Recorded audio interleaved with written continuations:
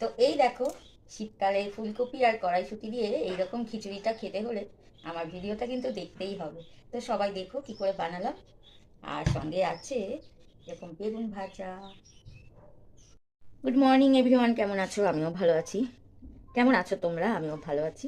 আর এই যে দেখো, চলে এসেছি রান্নাঘরে। তো এই যে আজকে রান্না করব খিচুড়ি। তো দেখো, আমি 1 কাপ চাল নিয়েছি, গোবিন্দভোগ চাল, আর এখানে আছে 1 কাপ ডাল। আর লাগবে একটু কড়াইশুঁটি, আর লাগবে একটু ফুলকপি, আর এখানে কিছু মশলা লাগবে। তোমাদের দেখিয়ে দিই: জিরে, শুকনো লঙ্কা, গোটা গরম মশলা, তেজপাতা আর আদা।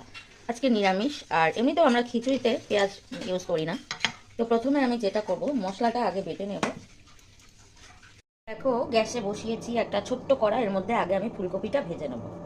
তো ফুলকপিটা দেওয়া মানেই তো জল ছিটাবে, এটা আমি একটু ভাপিয়ে নিয়েছি। তো এই দেখো, ফুলকপি ভেজে তুলে নিয়েছি। দিয়ে দেবো জিরে, শুকনো লঙ্কা, গোটা গরম মশলা।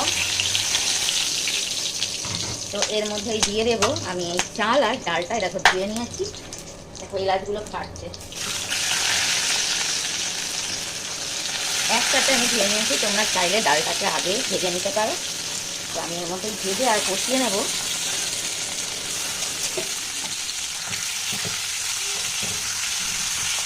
এর মধ্যে দিয়ে দেবো অল্প নুন আর হলুদ।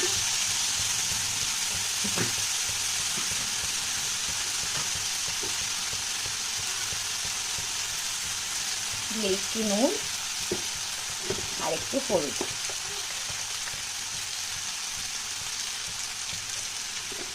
খুব ভালো করে এটা একটু ভেজে নেব।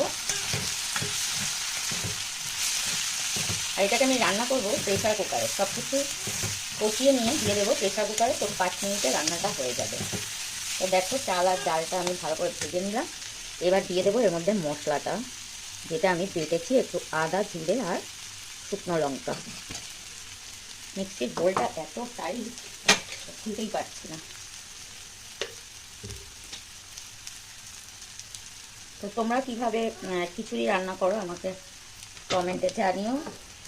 আর আমার রেসিপিটা যদি কারো ভালো লাগে সেটাও কমেন্টে জানিও। তো দেখো, চাল আর ডালটা বেশ অনেকটাই ভাজা ভাজা হয়ে গেল। তো এবার আমি দিয়ে দেবো এর মধ্যে এই মশলাটা।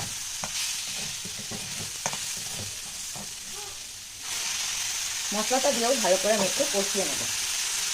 তো বেশি কষানোর দরকার নেই, এর মধ্যে আছে আদা, জিরে